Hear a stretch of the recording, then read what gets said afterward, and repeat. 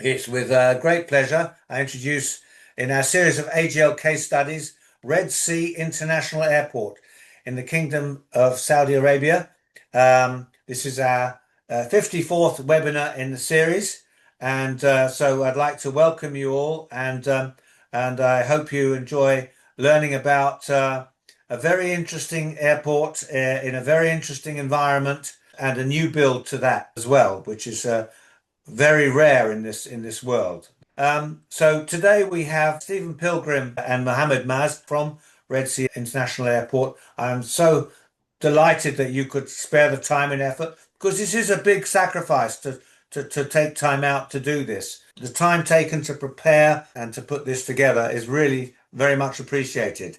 Stephen is the Chief Engineering Officer at Red Sea International Airport, leading engineering, technical and operations and asset management for a highly innovative and sustainable aviation product. With over a decade of international experience, including roles at Hamad International Airport in Qatar and Van Don International Airport in Vietnam, he brings extensive expertise in complex airport systems and operational engineering. The perfect guy for Red Sea. So at Red Sea, Stephen's responsible for the performance and reliability and safety critical assets across the airfield, terminal and infrastructure systems, and has played a key role in construction assurance and operational readiness and the development of engineering governance frameworks aligned to industry best practice. So what better man can we have for today's webinar? Ably joined by his colleague Muhammad Maaz. Muhammad is the Senior Airfield Aerodrome Manager, Maintenance Manager at Red Sea International, bringing over 15 years experience of construction and maintenance of airfields, encompassing AGL, NavAids, AWAS, airfield electrical and pavement systems. Particularly skilled at coordinating intricate systems with emphasis on airfield maintenance management and photometric performance. So a man after my own heart. So welcome, Mohammed. Tony Smith. Welcome, Tony, world-renowned inventor of the PAPI, airfield lighting expert, specialist in development of AGL for safe aircraft operations. And like our next panelist, Stuart Ford, has been involved in developing a lot of the standards and systems and processes to support safe and compliant operation for airfield lighting worldwide. Tony is also the holder of 2 gold medals from the Royal Society, so which is pretty unique. So well done, Tony. And as I said, Stuart Ford, a regular contributor, independent specialist consultant with a lifetime of AGL knowledge and expertise, previously working with Kraus Heinz Company and subsequently with AAAE airfield lighting trainer with the ACE, famous for the ACE course, and independent consultant working on projects including development of LED technologies. So you couldn't want for a better panel today. So without any further ado, I'd like to hand over now to our interview. So welcome to this very special edition of TMS Tuesday featuring Red Sea International Airport. Today we're taking you from previously we were in a hub airport in Europe to a glorious, as you can see on the backdrop there, a glorious Red Sea airport in a beautiful environment and a pretty new airport. So and I'd like to introduce you to Stephen Pilgrim, who I've known since working together in Doha many years ago. Very knowledgeable, very experienced airfield lighting specialist and airport operator. Stephen, please could you introduce yourself? Hi, Robert. Hi to all out there. Yeah, my name is Stephen Pilgrim. I am the Chief Engineering Officer for Red Sea International Airport. I've been in airports for over 15 years now. I started out in the Caribbean and then I moved to Doha in 2012. Was there till 2019. Left Doha and went on to Vietnam in 2019 till 2023. And then I'm back here now in the Red Sea at this iconic airport environment in Red Sea development. Fantastic. And this is as I mentioned earlier, this is a new build airfield. Yes. And we're particularly focusing, of course, as usual, on our navigation aids, the visual aids, at the airport. So perhaps you could introduce us to the kind of the range of the visual aids under your responsibility. So under our responsibility, we have GAT2 certified AGL system. So we have LEDs, not our fully LED system. We have 2 substations which control all the LED lights. Separated, the lights are separated into alternate lights, separated by 2 different substations, the CCRs and all of the cabling, etc. We do have the ALCMS and ILCMS as well. We have the DVOR, we have all of the approach lights, we have all the lights that we require for international operation for GAT2. Full ILS, PAPIs, you look after the stands and aprons, taxiways. Runways, you have 2 runways? No, we have 2 runways, but one is just a seaplane runway. The main primary runway is the runway which is most used. The seaplane runway at the moment is in final approval process with GACA, and that will be primarily for the seaplanes themselves, because we operate a seaplane operation at the airport as well. Wonderful. So in terms of the environment, naturally we're talking about an extreme heat range. Yes. So you have temperature, we have the visual aids and the operations have to sustain a variation in temperature. I imagine anywhere from around 10 to 12 degrees, normally till 50, high 50s. So that must represent a lot of challenges. As we see, different technologies and different products, they perform differently in the different environments. You've also got to deal with coastal salinity. Yes. So do the sea fogs come in as far as your airport? To a certain extent, yes. They do. So we do take a lot of precautions for a lot of the fittings by coating them with protective coatings to resist the salt penetration. We do also use a special grouting, etc., for the lights to protect them, especially from the heat. We do various aspects to try and resist the environmental conditions that we have.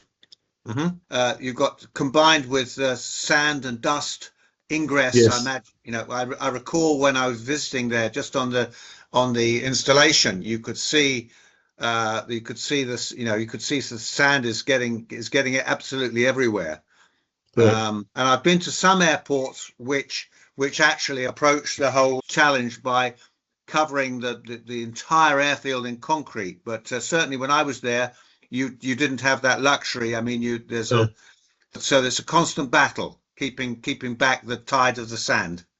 Correct. We have about 14 kilometers of drainage channels. So primarily we're extremely lucky and also unlucky because we have the sand actually traverses quite a lot across the runway. It doesn't settle too much on the lights, but it does settle in the drains. But we do have a rigid PM program for inspections and cleaning of lights on a regular basis. Every day we clean a certain amount of lights on the runway to make sure that we keep up with the onslaught of the sand and the dust and the. Do you have any occasional flash flooding or heavy rains also to cope to? We do have an occasional, very, very rarely, but when it does come, it comes 50-year, 100-year types of rainfalls.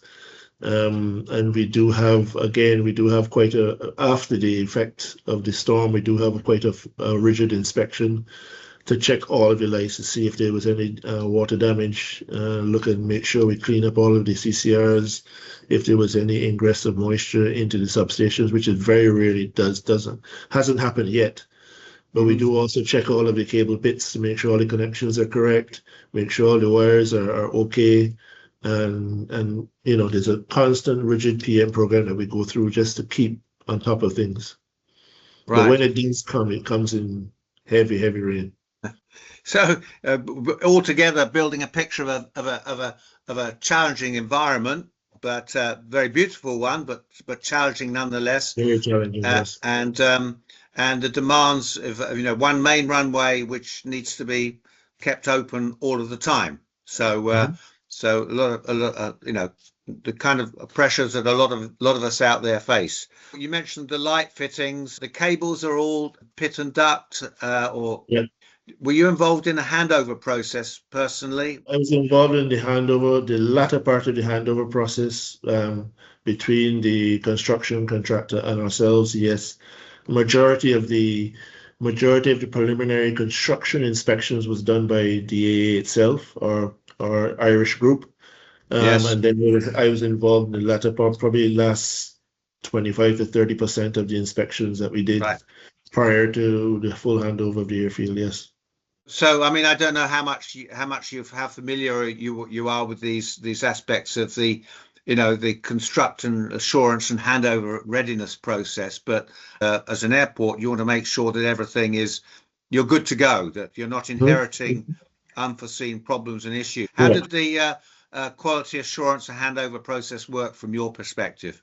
From my perspective, it took the form of regular inspections during the construction period, from what I understood from the Dublin team, and then of course we did all of the O&M reviews to make sure that all of the documentation was correct, make sure that all the testing and commissioning documents for all of the lights, all the wires, all the CCRs, all the connections, all of the installations, etc., was certified and correct.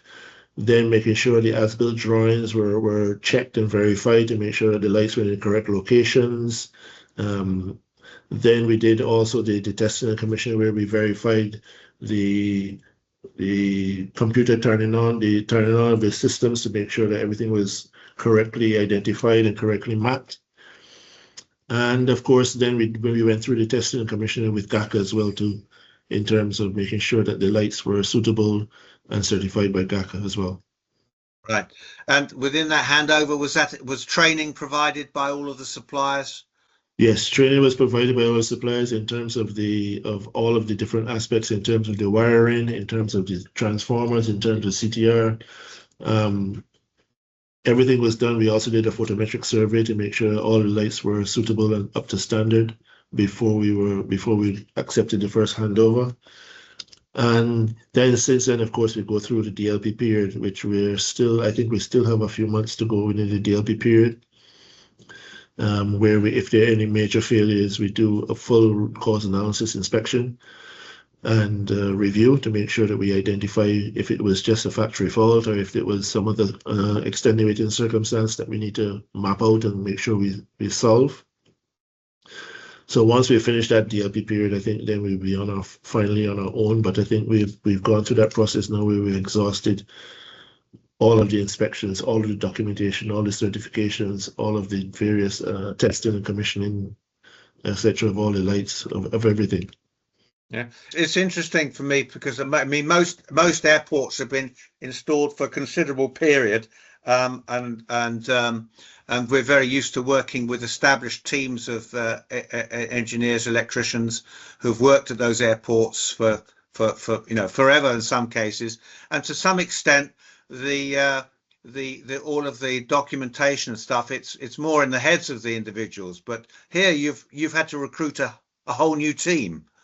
Yeah, we recruited quite a large team. We have an airside maintenance manager who's Muhammad Maaz. He's in charge of the airside. We have Sajida Youssef, who is our AGL guru. He's definitely, we took him over from Jeddah. He was very experienced in the AGLs. And of course, we then have also the construction supplier, who is also the main the PM contractor as well, who does all of the maintenance. So how many people have you roughly how do you organize, and how many people have you? So in-house I have 3 of us plus myself, and then we have 7 or 8. I think it's 8 people within ADB Safegate. And was it the construction team and then over to you and your guys for live operation, or did you take any people through from the construction phase into the team for the operations? No, only one person. Is basically new guys in our team. Okay. But the construction, ADB Safegate had a construction wing who did the installation. And then before we actually took handover of the airfield lights and the airfield systems, we entered into a maintenance contract with ADB Safegate. So they had a fresh new O&M team Right. that came, but Good. they were very familiar. They were very familiar with ADB Safegate systems and all of the different aspects of the system. So Great, great. So once you completed the handover process, the construction assurance and asset readiness, you then come, you're running a live airfield there. yes, How did you build your maintenance plan? we built a maintenance plan out of necessity, in the sense that we basically operate at the moment in the daytime. So anywhere between 6 a.m. and 6, 7, 8 p.m. at night. So our maintenance program starts after hours. So we do maintenance in the night, and based on the OEM recommendation, we do all of the maintenance during the night. If there's any issues during the day, then the team would come in to solve any corrective maintenance. But all of the PM maintenance is done in the night. And having, is this the first brand new airport that you've worked in? No, this is the second one I'm working in. Right. I got to Vietnam probably 3-4 months before the airport opened. So that was a brand new airport as well, from Greenfield into operation. And that same kind of process that we did there is what I instituted there as well too. Oh, that's a great experience to because I imagine it's quite a different. I mean, on the one hand, it's kind of nice to have everything new and fresh and modern.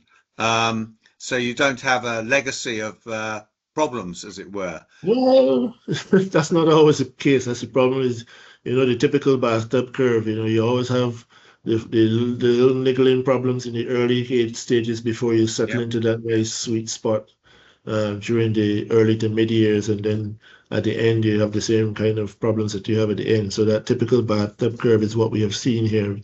We've had some failures of the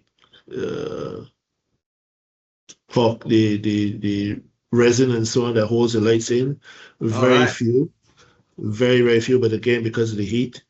But we do inspections all the time to make sure. We've had no failures of the CCRs. We've had no failures of any cables or connections or anything of that sort. The main thing we've had, and once, because of the PM program that we put in place, we tend to do things on a regular basis rather than condition based. So we tend to avoid the issues of any failures as much as possible. So how does a preventative maintenance and asset management regime for a new airport differ from that of a more established airfield? Well, from a more established airfield, we will eventually get to that point. But for established airfield, you have a track record of how your system performs. So you'll know the various weaknesses, you'll know the various strengths, and you can then optimize your maintenance to suit, to make it more efficient and cost effective. But it generally, from my history and my experience, you tend to start out with the rigid regular PMM program, and then you move into a more optimized base maintenance based on your history. Once you collect the first year or 2 years of good data, then you can look and analyze your system and see where you need to focus on and where you need to focus your maintenance. Yeah, it's good you introduced the subject of data. You might have heard me mention you can't manage what you don't measure. Yep. So did you have all the digital records for all of your infrastructure from day one? So yes. you're able to benchmark and monitor, and you have what the performance levels are and how to view them. So we do the photometric tests twice a year. We do also AGL. We have the AGL cleaner from NOMS, so we do all our AGL cleaning using the NOMS AGL cleaner. We also do the PAPI system. We also do the PAPI check twice a year as well. So we have the PAPI tester. We have all the nice gadgets that we need to use. We have also the photo bench where we use to test all our systems and repair all our systems. We have also the lux meter, which we use to test all the lux on our aprons. We do that once a quarter. So we regularly do make these checks to make sure that we can keep the data. We know that the systems are working well, and we make sure that we analyze the data to make sure we're doing well. We also have the torque wrench as well. So we talk all of it in to make sure that we are compliant. Fantastic. And so you've experienced, you've experienced a pure, in this role, in your pure LED modern technology environment, and you've come from a lighting perspective from in the past from incandescent lighting. Yep. And this is the new panacea, LEDs and modern technology. It's low maintenance, high reliability. Are you living the dream? I think yes, to a certain extent. I think our maintenance is very, very much minimal at this point. Of course, we have a new system, but our maintenance is very minimal at this point in time. Reliability is very, very good. When we do operate the system, we operate it at probably one of the lowest settings, because the highest settings is too bright.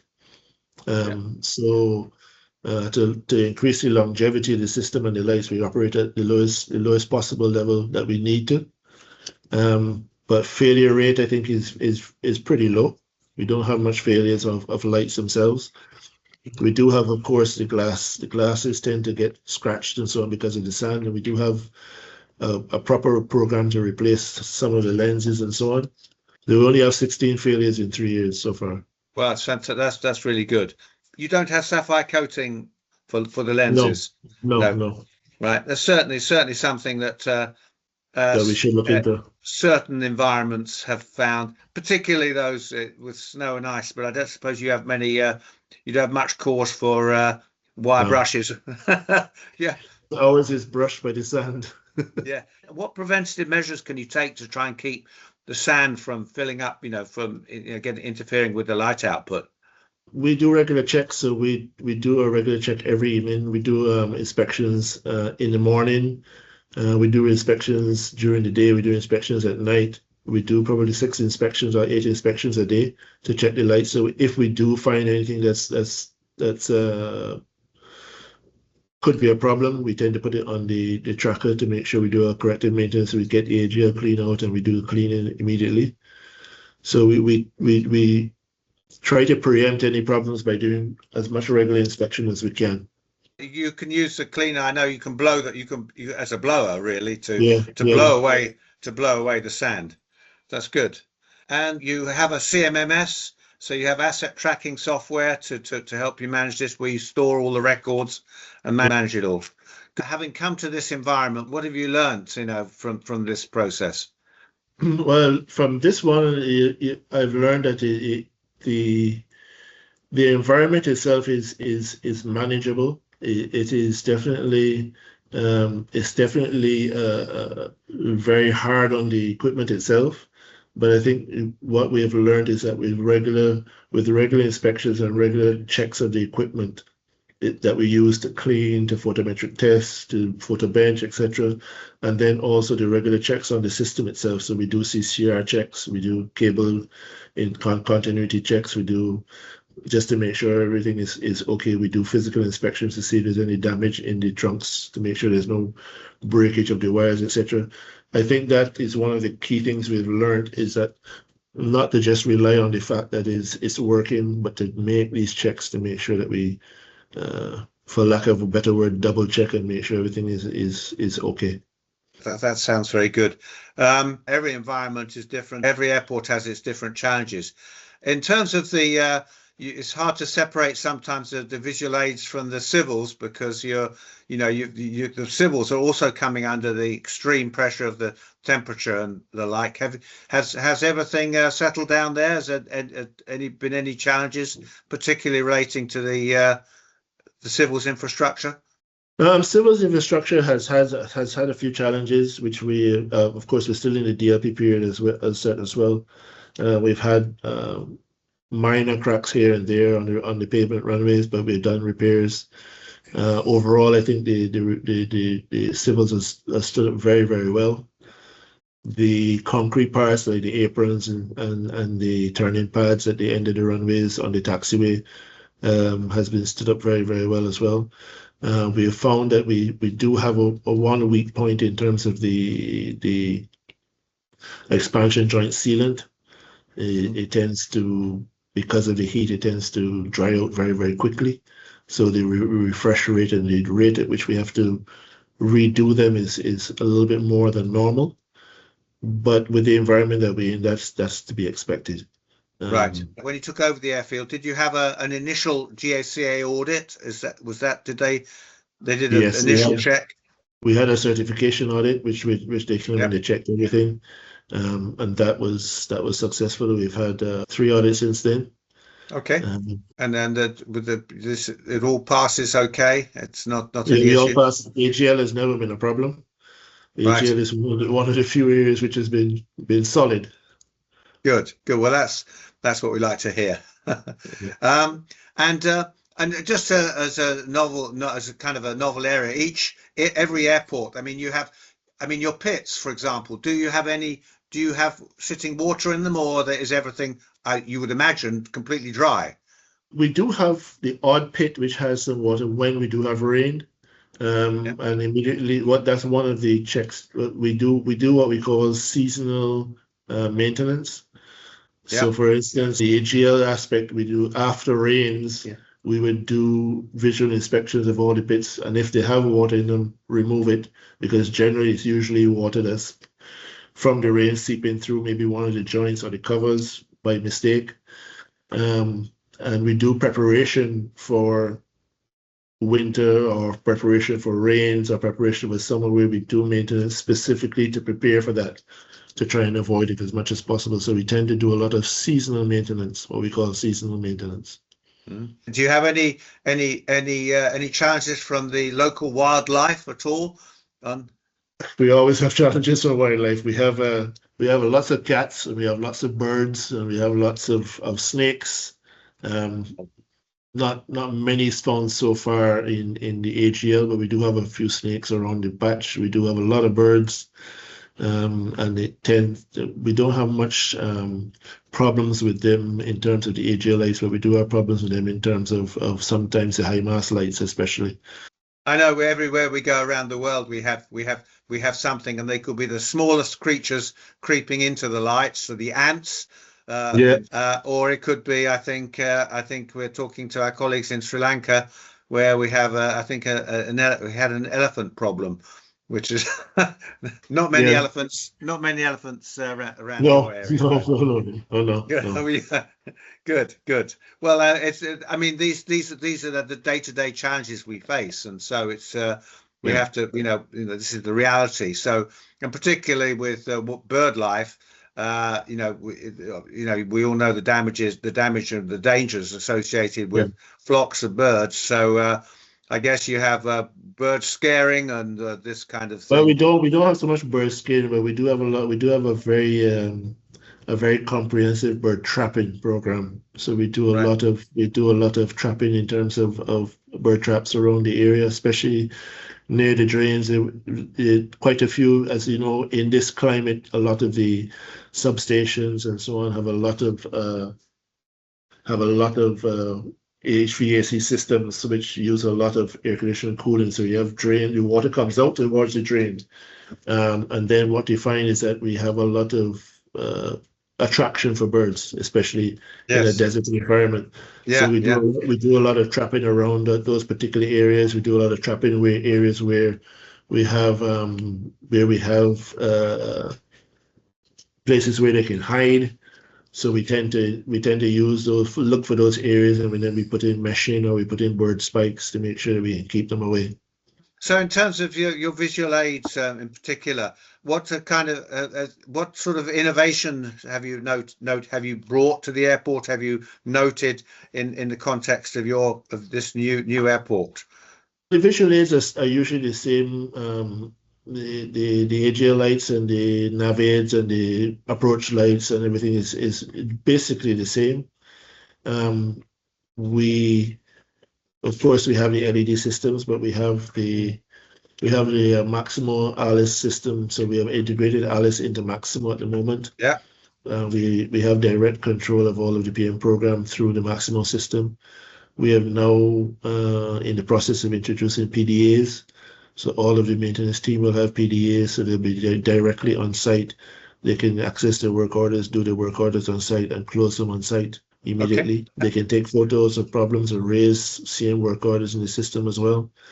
And then we will be looking at, hopefully in the future, additional systems once we're up and into full operation. When I say full operation, I mean into full flight levels. We will be looking at other systems in terms of things like possibly radars, etc., that we will use around the area to check for wildlife and for different problems. We also will be this year speaking with yourselves to go into MAMS engineer to be able to manage all of these torque range and the photometrics and keep everything in one particular system. Good. So we are looking at the innovative ways in how we can make it more efficient, how we make it more effective, and make it more compliant. Well, that's excellent. We look forward to working with you on that.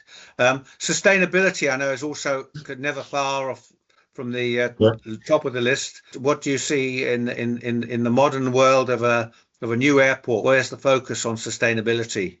Well, as you may or may not know, Red Sea International Airport is fully run on solar power.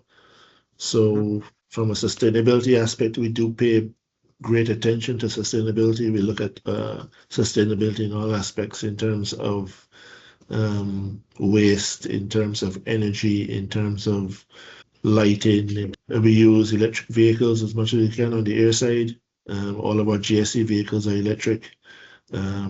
So sustainability is a very, very important factor for the Red Sea destination. Yeah. So correct me if I'm wrong, but I don't know any other airfield in the world that is fully solar powered. So I think the only one that might be close is Bangalore, I think. Well, that's a credit to you and the team and to KSA for, because this is the future, and of course you are blessed with wonderful solar source of solar power. So you make good use of it. Good.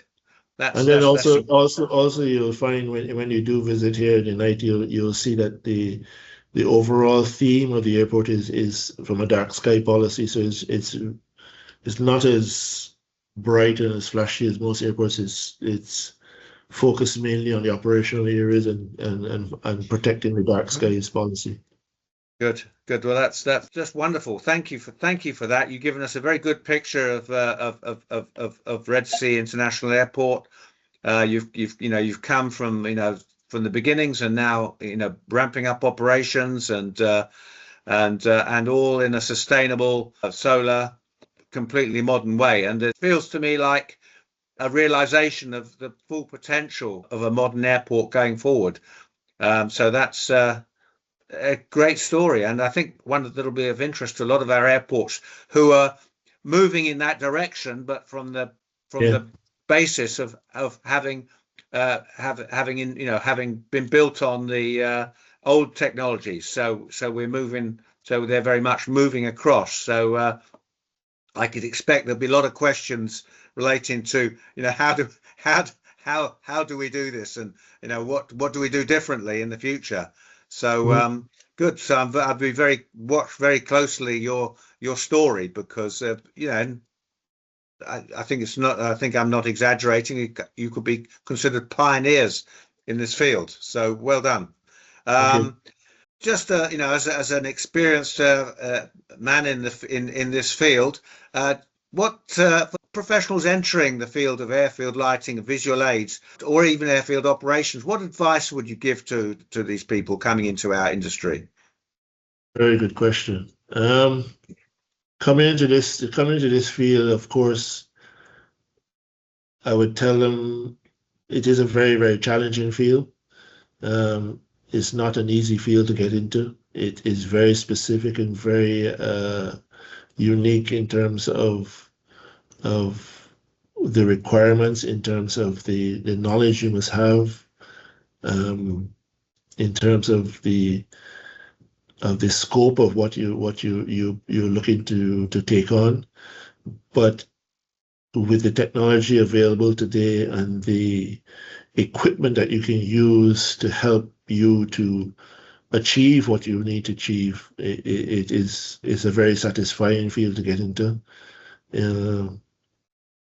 It does have its setbacks in terms of course, it's a very uh, challenging field in terms of time-wise, especially with a single runway airport, in terms of being able to do what you need to do in terms of maintenance. But given the last 3 or 4 airports I've worked in, for me, it is very rewarding because it is the heartbeat of the airport. The AGL lights and the AGL systems and the nav aids and everything is one of the most important aspects of any airfield. And yeah, that's how I look at it. Yeah. It's an amazing place to work.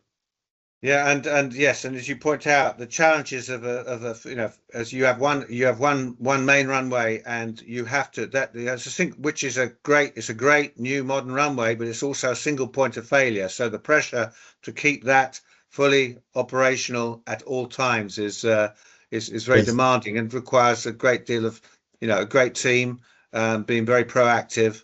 Today is all about you. So yeah. So thank you very much for that, and let's pass on to the questions and answers session. Today we've looked at Red Sea International Airport. How you manage your AGL. We've looked at the environmental and site-specific challenges.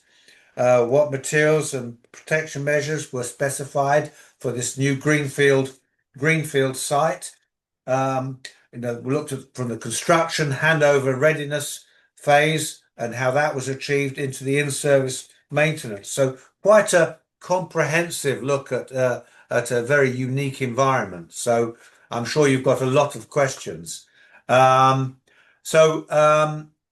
of all, thank you again, guys, for doing this. We're going to put you on the spot now with some questions. Tony, what are your takeaways from today's webinar? Well, so many things. It's wonderful. It's almost a unique experience. You would have to be about 100 years old now to probably to have actually taken part in Europe and in the States and a lot of the sort of Northern Hemisphere and actually building an airport, because they've been there for all my life and so on. Most of them have got that sort of vintage. They may have expanded and so on, but to see something where you have a clean sheet of paper and a fresh start is really fantastic. And the idea that you're environmentally friendly with solar power, full stop, that's a great thing. And to hear a full implementation of LED lighting, that's very interesting. Personally, having come from a background of all-weather operations, I'm rather interested in the aspects which haven't actually been mentioned about low visibility operations. You've mentioned you get sea fogs coming in. Presumably you have sandstorms as well. And does that produce a different aspect? But not many airports, I think, will cope with low visibility due to sandstorms, but perhaps you do. Perhaps there's something there in your maintenance or your regular operations which we could learn from. I'd be interested to hear any comments on that, using, operating in sandstorms. But a wonderful presentation. We do have very little fogging, but we do have quite a bit of sandstorms, and we do not terribly bad sandstorms, but we do have some sandstorms. And what we do have is we have low visibility procedures, which are implemented into our operational portfolio of how we operate flights in terms of. So there are different levels of low visibility which we operate in, which is managed by the ADMs and the operations team. And we are Cat 2 airport, so we do have low visibility measures which we utilize. Do you have transmissometers to measure the visibility in those conditions? Yes, we have all VR sensors. We have three RVR sensors, both on 15 and 33 sides, and also in the middle of the runway. So all of them accumulating average and giving us meteorological side. They are giving us the visibility, and according to that, we are making decisions what light intensities, what should be the ILS categories, and all the measurements which we are taking during the high sandstorms. Good. Okay. Seward has also joined us today from the United States, from Florida, as we mentioned earlier. And so, Seward, I mean, you must be very interesting. I mean, of course, you do have deserts. You do have deserts in the USA. Not many people, well, maybe people don't appreciate that. So, what are your takeaways from today's webinar? You're on mute, by the way. Yeah, now I'm okay. Can you hear me? Yes. I think it's a very, very interesting presentation, very interesting. And the detail is great. And I'm just curious to know, we're talking about a solar supply or solar reliability for generating your power. So are you consider yourself mostly a DC airport? Or are you really still an AC airport? And I'm thinking about the loads on the circuits. What are the typical values of your regulators? How much load do they have to carry? What is the typical load on a regulator? So it must be much smaller than We are an with AC, the we are an AC airport. We are an AC airport, so the solar farm is covering the entire Red Sea area, Red Sea development area. We are just a small part of it, so we are an AC airport. And that solar farm is backed up by a battery. So battery depletes at night and keeps the supply steady. And then that is also backed up by biodiesel generators. In terms of the CCRs, Maaz can answer that one. Yeah, so the CCRs are running similar to what we are having in other airports. We have a conversion of, because actually the power supply which we are getting is from the grid station, which is connected to a solar supply. So it's a whole grid station system where we have a huge solar panels producing the electricity, converting them to the AC, and then the transmission system is similar to our AC transmission networks, 110, 33 kV. So the supply which we are getting is same usual supply which is anyone is getting through the grid station, but the difference, the source, which is we are not using any kind of fuel or any kind of anything which is which need maybe crude oil or anything which is not environmental friendly. So this will be mostly generated with solar, and then at the night time, the batteries they store in the daytime all the electricity, and the nighttime these batteries are discharging to supply airport as well as the whole Red Sea area. Very interesting. Now, did I understand you? The circuit goes to all the lights. Is that a DC circuit or an AC circuit? So the circuit which is connected to the light fitting is connected through a CCR, constant current regulators, and the constant current regulators are connected through the primary cables, 5 kV primary cable, and then this primary cable has a transformer which is converting primary AC into DC, which is the secondary part of the light fitting. So it's actually a CCR circuits. It's not the traditional circuit which is we have in our buildings. Very interesting. Very interesting. Thank you. So interesting. I'd love to see a schematic diagram of your electrical system sometime. Very interesting. This is lots of questions could be asked. I'll leave it to someone else now. Right. Okay.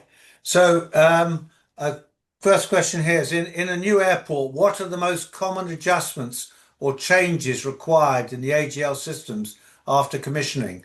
Specifically, are there aspects of ADB systems that usually need fine tuning in practice? So, did you have to do much adjustment to what was installed? I will tell you one funny when we did the first flight landing. Yeah.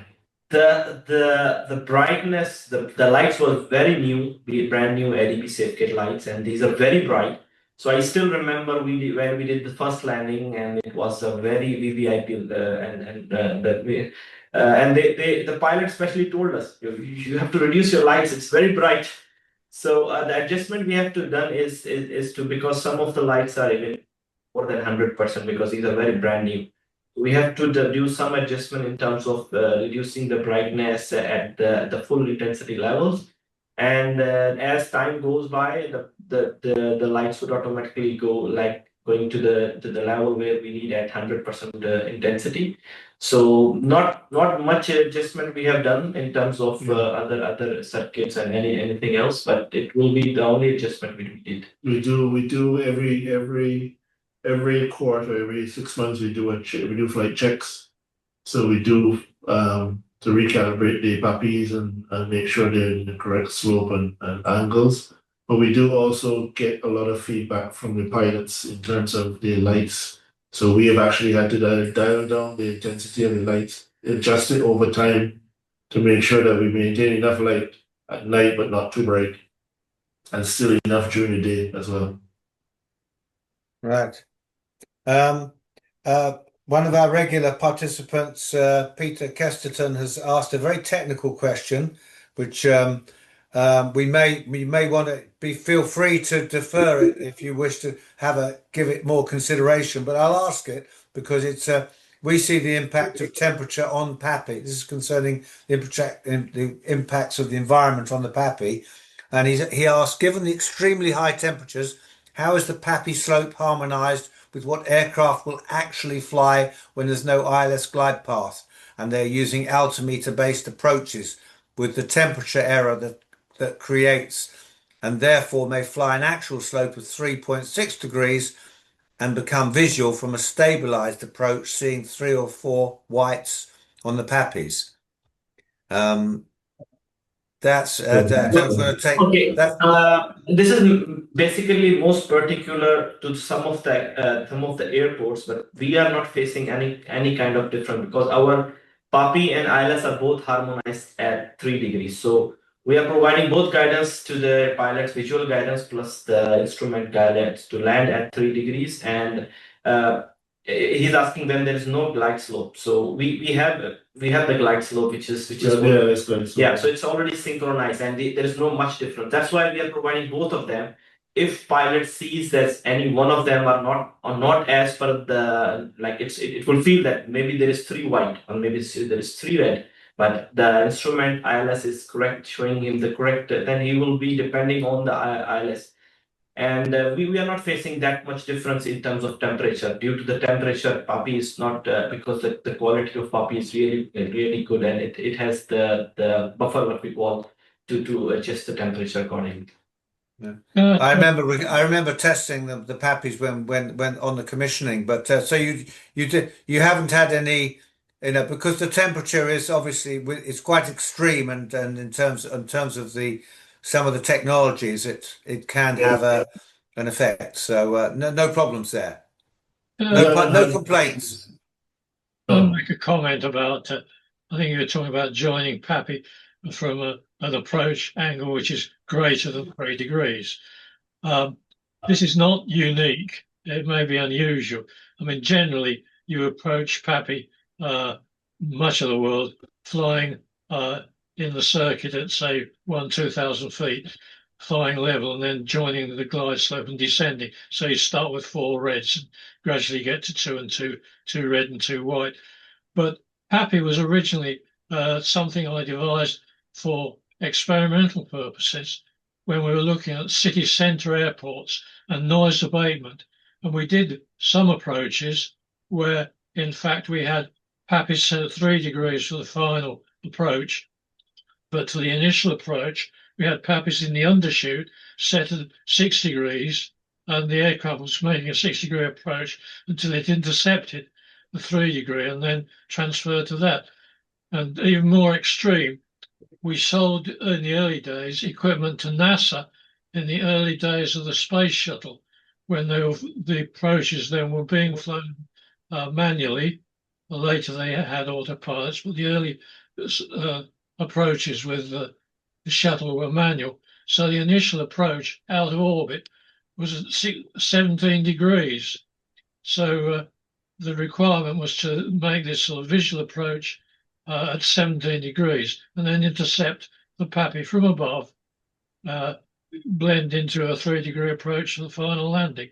So it's not unique to have PAPI used, if you like, in an inverted way, the way most people say it. You start with 4 whites and keep going till you get 2 reds. Thank you, Tony.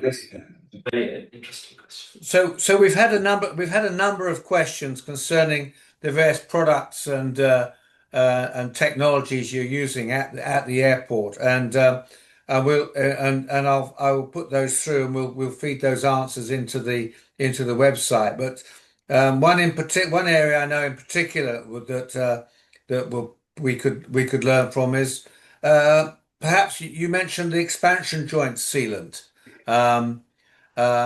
Could you tell us a bit more about the experience there and what you would do, having what you learned from this? Yeah, well, our aprons are primarily concrete, so we have quite a lot of expansion joints. Even our turn pads at the end of the taxiways are concrete. And we found that over the initial 2 to 3 year period, that expansion joint material was rapidly deteriorating to the point where it was defective within just after 2 years. And so we ended up using it was a very light and very flexible expansion joint material, and we went to a more medium range where it's not as flexible but not very hard. We used a compound called Renderock. Yeah, Phosrock. Phosrock. And we have just in the last just over a year ago we changed out all of the expansion joint sealants, took out all the old one and replaced it with new one to try and test this new one to see the quality of service it will give us over a period of time. Right. So thank you for that. Well, we're coming to the end of our time. Any more questions? We will answer on the website and give much information as we can. A question. So coming back to our panelists now. From what you've seen today, as I said, this is a very unique and very interesting and successful airport. What are your takeaways from today, Tony? In many ways unique and therefore so very interesting to see how it's been done and how successful it's been. But I still hear echoes of some things, problems which are general in the airports with LEDs, for example. The question of brightness of the systems, pilots finding them too bright. I think we've been discussing this. I think some of it may be the control of brilliancy, how that is implemented to get the lower brilliancies correct rather than over value. I'll also say that, of course, the history of high intensity approach lights goes back at least in a coherent way to the late 1940s, and the granddaddy of a lot of this, Calvert. I remember reading him saying that. I remember him saying that the 100% setting should only normally be used in very low visibility conditions. The next step down is usually quite adequate for most daytime conditions, and certainly the low ones, obviously for nighttime. But 100%, we have to provide that for low visibility conditions. It has to be there, but most of the time you're not going to be using it. So, it isn't always a good thing to put it on full intensity when you don't need it. There is advice in the Aerodrome Design Manual on appropriate brilliancy levels, and sometimes it's a good idea to just take a look at that and see if operationally you're using the lighting intensity in the right way. Right. And just noticed one one with a bit of self-interest question here is before the development of specialized photometric trailers, Tony, how did aerodromes verify Cat 2.3 compliance traditionally? It's a woeful tale because some of the airports did make an attempt to clean, but that was, in our environment, that was nothing more often than someone with a bit of rag just rubbing the lens and trying to get some of the dirt and rubber off it, not very successfully.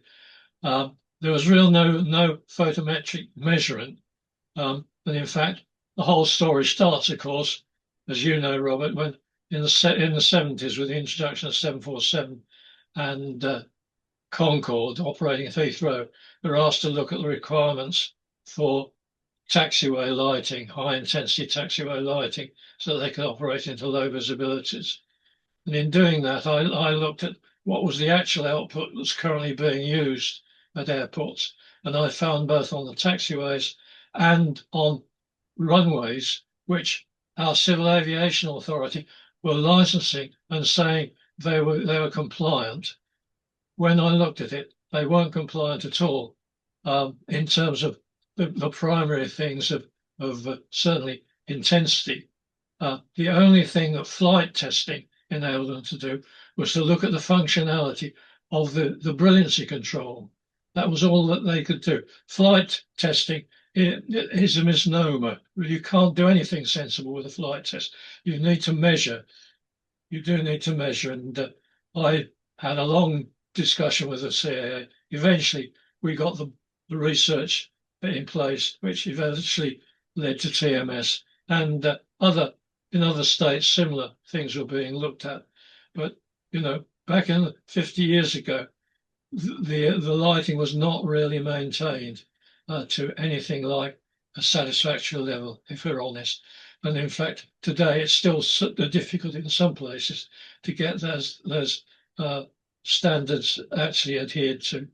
There's a feeling that I know all about lights because basically I change the light bulbs in my house when they fail, and that's all I need to do. Thank you, Tony. It just goes to, yes, as I might have mentioned before, just goes to show you cannot manage what you do not measure. And with that in mind, for Stephen and Muhammad, you have a wonderful situation now where you have the benchmark of your initial readings for all of your visual aids and all of your other electrical and operational equipment. And with your asset management tools, you'll be able to manage those assets throughout their life, monitoring their performance, any deterioration, the maintenance, and all the way through to their replacement to optimize outcomes. And that's a must. I think a lot of people out there will be very envious of your situation of having such a clean start to an airport. I don't underestimate the challenges you face, like we all face in our day-to-day work. But you have the tools and you have the equipment, and I think, as I mentioned before, as a model airport, this will be very much. You may very much find you'll have a lot of visitors looking to understand and learn from you. So yes, really, we appreciate first of all, Robert, that from day one your team was available. I still remember we finished the installation and your team was here to measure the photometric, and this is the benchmark which we are keeping for all of the life of the runway lights in Red Sea International Airport. And the equipment, what we have right now, from the mouse cleaner, the photo bench, and all of the equipment, which is making, as you're saying, making us capable to measure the exact light fitting, where we can see if any lights going below the 50%. So we really appreciate your support from the day one. I still remember there was nothing, no flights, but you were here on the field measuring the lights. And that's our benchmark. And thank you so much for you and your team. And also you consistently support us throughout the years, anyhow. So it's because of TMS that we are able to do what we do and do it so well. very kind, but you guys do the work and you're doing a great job clearly. So thank you thank you so much for today. Our next webinar is on April the 28th. This is really a 101 on training and competency. So we're looking to just reiterate what the requirements are for the competence and training of your staff at your airports, and how you can not only stay on the right side of the law in terms of regulation and safety with competence, but also you can optimize the outcomes for your airport by having the best trained people operating your systems and equipment in a safe and compliant way. So that will be our next webinar on Tuesday, 28th of April. As I said before, I look forward to anyone that wishes to put yourself in the position of Stephen and Muhammad today to showcase their airport. Thank you again to them in particular. Thank you also to our panelists, and of course, thank you to you, our audience, for being here once again, following us in this series of webinars. So thank you, and see you next month. Be safe. Bye. Bye.